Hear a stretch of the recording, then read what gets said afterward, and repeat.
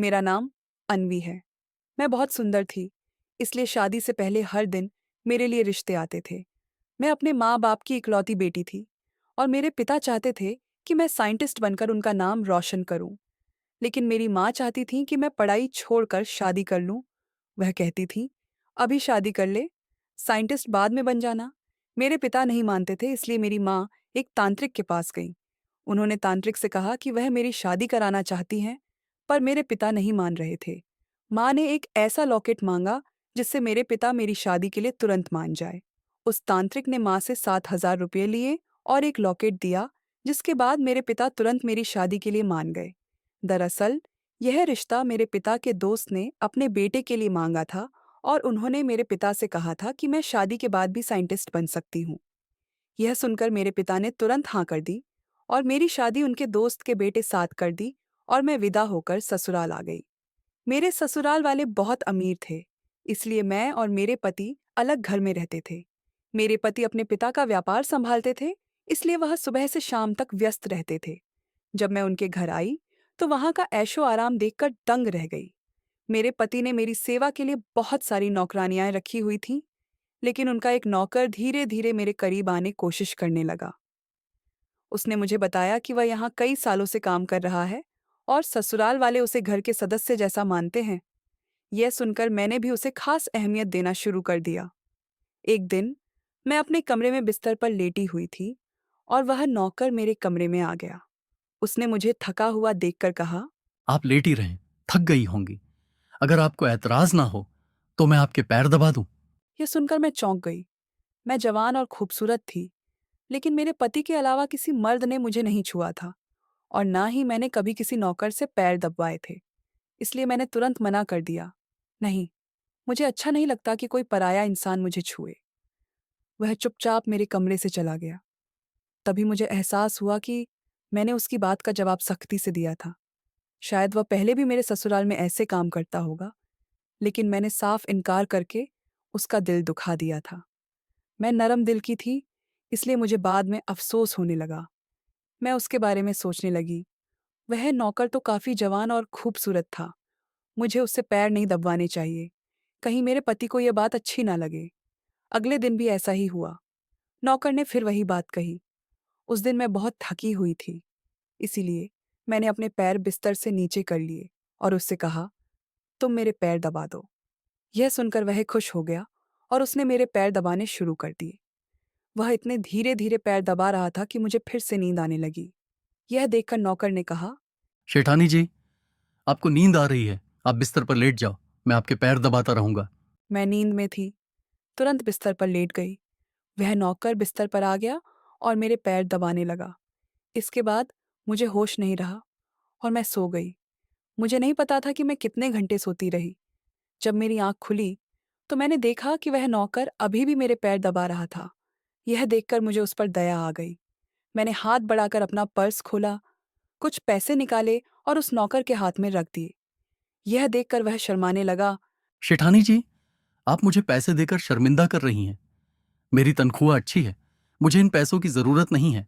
यह सुनकर मैंने उससे कहा, ये पैसे तुम्हारी मेहनत के हैं। उस नौकर ने मुझसे वह पैसे लिए और कमरे से निकल गया।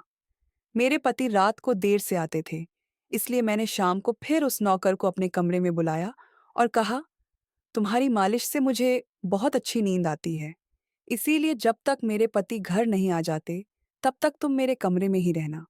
शायद नौकर को पैसे का लालच आ गया था, इसलिए वह मेरी बात सुनकर खुश हो गया और कहने लगा, मैं तो आपका साधारण सा नौकर हूं, जैसा आप कहेंगी मैं वैसा करूंगा। आपके पैर दबाता रहूंगा ताकि आपकी थकान उतर जाए और आपको सुकून मिले। यह सुनकर मैंने उससे कहा, तुम्हारे हाथों में जादू है, इसलिए तो मेरी सारी थकावट उतर जाती है। एक दिन नौकर ने मुझसे कहा कि आपकी सास भी कभी कभी मुझसे मालिश करवा लेती थी। यह सुनकर मैं चौंक गई। मुझे मेरी सास ऐसी नहीं लगती थी, मगर वह नौकर झूठ बोलने वाला नहीं लगता था। मुझे ससुराल आए 1 महीना होने वाला था, इसलिए मैंने उस नौकर को परख लिया था। वह मुझे हर बात सच ही कहता था। मेरे घर में नौकरानियां भी काम करती थीं, मगर वे झूठी और बेईमान थीं। वे मुझसे जो बात सुन लेती थीं, उसे पूरे मोहल्ले में फैला देती थीं। इसलिए मैं उन्हें अपने कमरे में नहीं आने देती थी। यह नौकर इस घर का काफी पुराना नौकर था, इसलिए मैं उस पर भरोसा करती थी। नौकर भी मेरे कमरे में आता था, मगर अपनी नजरें झुकाकर रखता था। वह मेरे शरीर को हाथ लगाता, मगर उसकी नीयत खराब नहीं थी। ऐसा हर रात होता था। एक दिन मैंने अपने पति से कहा कि जब से हमारी शादी हुई है, हम कहीं घूमने नहीं गए हैं। यह सुनकर मेरे पति ने कहा, जब से हमारी शादी हुई है तुम भी तो हर वक्त नींद में रहती हो। मैं रात को भी घर आता हूं तो तुम गहरी नींद में होती हो। दिन को मेरे पास वक्त नहीं होता और रात को मेरे घर आने से पहले तुम सो जाती हो। यह सुनकर मैं मन ही मन सोचने लगी कि यह सब नौकर की मालिश की वजह से हो रहा था। मेरे पति की शिकायत यही थी कि मुझे रोज रात को उनके लिए जागना चाहिए था।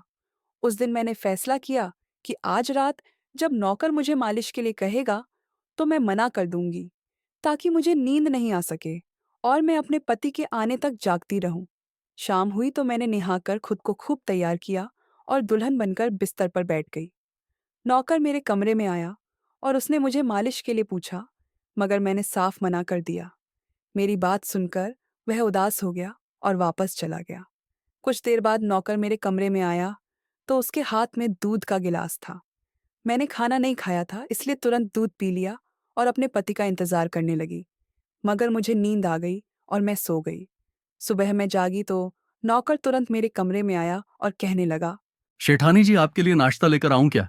यह सुनकर मैंने अपने पति के बिस्तर की तरफ देखा। वह खाली था। यह देखकर नौकर कहने लगा।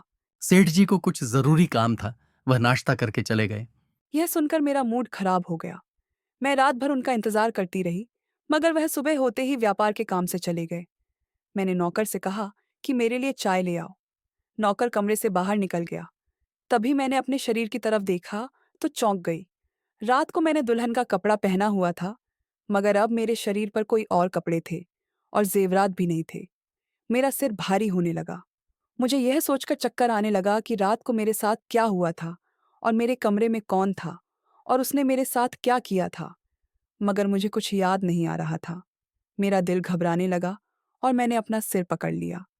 मेरा पूरा शरीर दर्द कर रहा था, इसलिए नौकर चाय लेकर आया तो मैंने उससे कहा कि मेरा शरीर दबा दो। यह सुनकर वह बिस्तर पर आ गया और मेरा शरीर दबाने लगा। उस दिन मैं देर तक बिस्तर पर पड़ी रही। उस दिन मेरे पति अचानक घर आ गए। मैंने उन्हें देखा तो मैं उन पर गुस्से से बरस पड़ी। मैं रात को तुम्हारे लिए दुल्हन बनकर जागती रही, मगर तुम नहीं आए। ये सुनकर मेरे पति कहने लगे। लेकिन मैं रात को कमरे में आया तो तुम गहरी नींद में थी, इसीलिए मैंने तुम्हें नहीं जगाया। यह सुनकर मैं चौंक गई।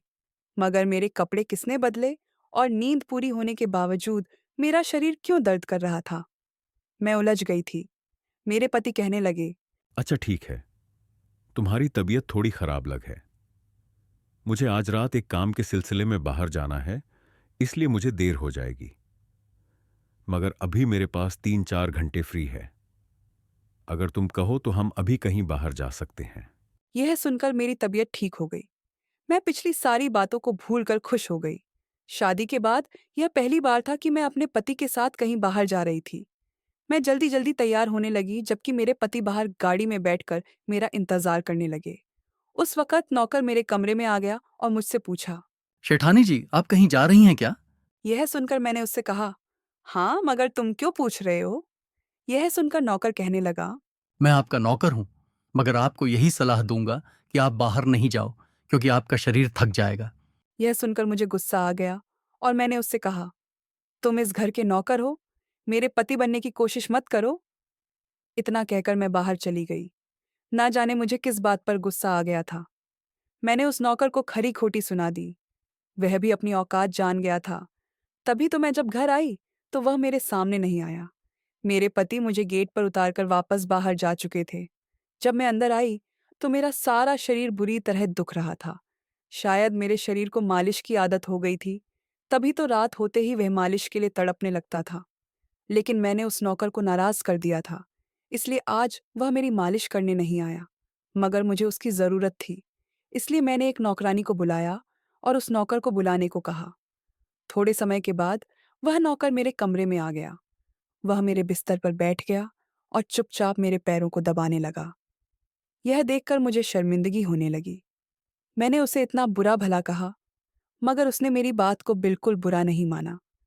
मैंने उसे चुप देखा तो कहने लगी, मुझे उस वक़्त पता नहीं मुझे क्या हो गया था, इसलिए मैंने तुम्हें खरी-खोटी सुना दी। मैं इतने दिनों के बाद अपने पति के साथ कहीं बाहर जा रही थी, इसलिए मुझे तुम्हारा टोकना अच्छा नहीं लगा। इसलिए मुझे माफ़ कर दो। मैं उसकी शेठानी जी थी और उसे इस काम के पैसे देती थी, मगर अब भी मुझ में थोड़ी इंसानियत ज़िंदा थी। इसलिए मैंने शेठानी जी होकर भी नौकर से माफ़ी माँग ली, क्योंकि वह भले ही नौकर था, मगर वह एक इंसान भी तो था।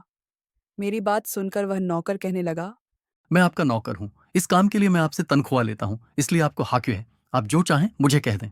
यह सुनकर मैं चुप हो गई, मगर मैंने सोच लिया कि उससे ऐसा कुछ नहीं कहूँगी। वह उस रात देर तक मेरी मालिश करता रहा और फिर मुझे नींद आ गई। मुझे नहीं पता था कि नौकर मेरे कमरे से कब निकला और कब मेरे पति घर पर आए। मैं सुबह उठी तो मेरा पति बाथरूम में था और बाहर जाने के लिए तैयार हो रहा थे। मैं उसे हैरानी से देखने लगी। पता नहीं आजकल मुझे क्या हो रहा है। नौकर की मालिश से मुझे इतनी गहरी नींद आ जाती है और मुझे किसी बात का होश नहीं रहता था। मुझे इस बात का भी पता नहीं चलता था कि मेरे पति कब कमरे में आता थे। मैं सोचने लगी कि इस नौकर की मालिश में ऐसा क्या था कि वह मेरे पति के आने से पहले ही मेरी मालिश करता, तो मैं अचानक गहरी नींद में सो जाती थी। सुबह जब मैं उठती, तो मेरा सिर भारी महसूस होता था और मैं ठीक से चल नहीं पा रही थी। मगर ये बात मैंने अपने पति को नहीं बताई, क्योंकि मैं नहीं चाहती थी कि यह बात मेरे पति को पता चले कि मैं उस नौकर से मालिश करवाती थी। एक दिन मेरे पति दिन के वक़्त घर पर ही थे। मैंने नौकर से घर के सारे काम करवाए, अपने कमरे में नहीं आने दिया। नौकर भी घर के सारे काम करता रहा और मालिश वाली बात किसी के सामने अपने मुंह से नहीं निकाली। मैं भी चाहती थी कि यह बात किसी को पता न चले। इस दौरान जब मेरे पति घर से बाहर जाते थे, मैं उस नौकर को कमरे में बुला लेती थी। मगर एक दिन मेरे पति अचानक ही घर आ गए और मैं कमरे में थी। यह सुनकर मैं बहुत घबरा गई और सोचने लगी कि मेरे पति के आने से पहले नौकर को भगा दूं। मगर यह नौकर भी बड़ा समझदार था। मेरे पति के आने से पहले दूसरे काम पर लग गया और मेरे पति को कुछ पता नहीं चला। मैं मालिश घर की नौकरानियों से भी करवा सकती थी, मगर उस नौकर के हाथ में क्या जादू था कि मैं उसे हर रोज अपने कमरे में बुला लेती थी। मुझे पता नहीं क्या हो रहा था। जिस रात मैं नौकर से मालिश नहीं करवाती थी, उस रात मेरे पूरे शरीर में दर्द हो जाता था। सुबह मैं जागती तो मेरा सिर भारी हो जाता था और मुझे थकान भी हो रही थी। एक रात मैंने नौकर से मालिश करवाई और गहरी नींद सो गई। सुबह मेरी आंख खुली तो फिर से मेरे कपड़े बदल चुके थे। यह क्या माजरा था? ऐसा कौन करता था? क्या मेरे पति मेरे साथ ऐसा कर रहे थे? मैं सोच में पड़ गई। मैंने आईने के सामने जाकर देखा तो चौंक गई। मेरे पूरे शरीर पर लाल निशान पड़ गए थे। ये कैसा निशान था? मैं अपने शरीर पर हाथ फेरने लगी। मैं जैसे ही उस निशान को मिटाना की कोशिश की तो मगर ऐसा नहीं हुआ। अगले दिन फिर मैंने अपने शरीर को देखा कि निशान खत्म होने के बजाय फैलने लगा था। मैं घबरा गई। तभी मेरे कमरे में नौकर आ गया और उसने मुझे मालिश करवाने को कहा। मैं उस निशान को छुपाना चाहती थी, इसलिए उसे कहा कि आज तुम सिर्फ मेरे पैर दबा दो। उसने मुझसे कुछ नहीं पूछा, मगर मैं अंदर ही अंदर डर रही थी। किसी दिन मेरे पति ने यह निशान देख लिए तो मैं उन्हें क्या जवाब दूंगी? मैं यह सोच सोच कर थक चुकी थी, इसलिए मैंने तकिए पर पैर रख दिया। नौकर मालिश करने लगा। मेरी आंखें नींद से बंद होने लगी थीं। तभी मुझे नौकर ने ऐसी बात कह दी जिसे सुनकर मेरे होश उड़ गए। उसने मुझसे कहा, शेठानी जी, आप मुझे बहुत अच्छी लगती हो। मेरी आंखें बहुत बंद होने लगी थीं। मुझे उसकी बात समझ नहीं आई और फिर मैं गहरी नींद सो गई। सुबह मेरी आंख खुली तो मेरा पति भी बिस्तर में लेटे हुए थे। मेरा सिर भारी हो रहा था और शरीर दर्द से चूर हो रहा था, मगर उसके बावजूद मैं अपने पति के करीब गई और उन्हें धीरे से उस निशान के बारे में बता दिया। मैंने सोचा कि यह निशान बढ़ रहे थे, इसलिए मुझे यह बात अपने पति को बता देनी चाहिए। यह सुनकर मेरे पति ने मेरे शरीर पर से कपड़ों को हटाया तो वह उछल पड़े। वह मुझसे दूर हो गए और कहने लगे, तुमने मुझे धोखा दिया है और तुम्हें इसकी सजा मिली है। यह कोई बीमारी नहीं है, बल्कि तुम्हारा सजा है। मुझ में क्या कमी थी जो तुमने दूसरा मर्द तलाश कर लिया? मैं काम में बिजी था, मर तो नहीं गया था कि तुमने एक और चक्कर चला लिया। यह सुनकर मैं चौंक गई। मैंने उनसे कहा कि यह आप ऐसी बातें क्यों कर रहे हैं? मैं बेकसूर हूँ। मगर मेरे पति हंसने लगे और कहा कि ये निशान बता रहे हैं कि तुम गुनहगार हो, इसलिए मेरे घर से निकल जाओ। मैं तुम्हें तलाक रहा हूं और तलाक के पेपर भेज दूंगा। उन्होंने मुझे धक्के मारकर घर से निकाल दिया। मैं रोते हुए अपने माँ बाप के घर आ गई और उन्हें अपनी बेगुनाही का यकीन दिलाया। वह मेरे अपने थे, इसलिए उन्होंने यकीन कर लिया। उन्होंने कहा कि वह मेरे पति से बात करने जाएंगे, मगर उनके जाने से पहले ही तलाक के पेपर आ गए और मेरी हंसती मुस्कुराती दुनिया उजड़ गई। मैं इसका जिम्मेदार किसको ठहराऊं? कोई भी तो नहीं था। मैं कई दिनों तक रोती रही और बिस्तर पकड़ लिया। मुझे ऐसा लगने लगा था जैसे मैं मरने वाली थी। एक दिन मेरी माँ मेरे कमरे में आई और कहने लगी कि तुमसे कोई मिलने आया है। मैं भागकर गई कि शायद मेरे पति आए हों, उन्हें मेरी बेगुनाही का एहसास हो गया हो। मगर वहां मेरे पति नहीं थे, बल्कि वही नौकर था जो उनके घर काम करता था। मैंने उसे आने का कारण पूछा तो वह कहने लगा। मैं आपके उन निशानों के बारे में जानता हूं। यह सुनकर मैं चौंक गई। और यह निशान क्यों थे? यह सुनकर मैं खड़ी हो गई और उसके शर्ट का बटन एक झटके से खोल दिया। मुझे अब समझ आया कि मेरे पति ने मुझ पर इतने गंदे इल्जाम क्यों लगाए थे। यह देखकर मैं नौकर के सीने पर मुक्के मारने शुरू कर दी। ये मेरे शरीर पर कैसे आए? तुमने मालिश के बहाने मेरे साथ क्या क्या किया था? मुझे सच सच बताओ।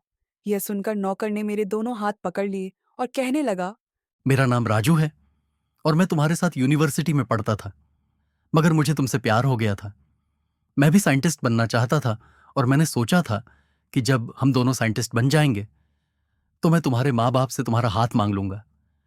मगर एक दिन तुम्हारी सहेली से मुझे पता चला कि तुम्हारी माँ तुम्हारी शादी जल्दी करवाना चाहती है। इसलिए मैंने डर कर तुम्हारे घर पर अपना रिश्ता भेजा, मगर तुम्हारे बाप ने इनकार कर दिया और कहा कि मैं अपनी बेटी की शादी तब करूंगा जब वह साइंटिस्ट बन जाएगी। इसलिए मैं बेफिक्र होकर अपनी पढ़ाई करने लगा। मुझे एक हफ्ते के लिए अपने जिन की शादी के लिए शहर से बाहर जाना पड़ा। तभी तुम्हारी शादी हो गई। वह यह सब मुझसे कह रहा था और मैं बस उसे ही देख रही थी। मैं वापस आया तो मेरा प्यार किसी और की दुल्हन बन चुकी थी और मैं तुम्हारे प्यार और दीवानगी में तुम्हारे ही घर का नौकर बन गया ताकि मैं तुम्हारे करीब रह सकूं। मैं तुम्हारे करीब आना चाहता था, इसलिए मालिश के बहाने तुम्हारे कमरे में आ जाता था और रात को तुम्हारे दूध में बेहोशी की दवा मिला देता था ताकि तुम सोती रहो और तुम्हारा पति तुम्हारे करीब ना आ सके, क्योंकि तुम मेरी थी। मैं तुम्हें किसी और के करीब नहीं देख सकता था। यह सुनकर मैं चौंक गई। क्या तुमने मेरे साथ कभी कुछ गलत किया? यह सुनकर उसने मेरा हाथ अपने सर पर रख लिया और कहा। मैं तुमसे प्यार करता था, इसलिए तुम्हारी इजाजत के बगैर मैं तुम्हारे साथ कुछ नहीं करना चाहता था। यह सुनकर मैंने उस निशान की तरफ इशारा किया जो हम दोनों के शरीर पर थे। यह सुनकर वह हंस दिया और कहा कि मैं साइंटिस्ट हूं और ये सिर्फ इन्फेक्शन है। ये मैंने इसलिए किया ताकि तुम्हारे पति को हम दोनों के ऊपर शक हो जाए। यह कहकर उसने मुझसे माफी मांग ली और मैंने पूरे 1 साल उसे एज्जा देने के बाद माफ कर दिया और फिर उसके साथ शादी कर ली। और दोस्तों, अगर आपको यह कहानी पसंद आई हो तो वीडियो को लाइक करें और हमारे शिला की जवानी चैनल को सब्सक्राइब करें और आप सबका धन्यवाद।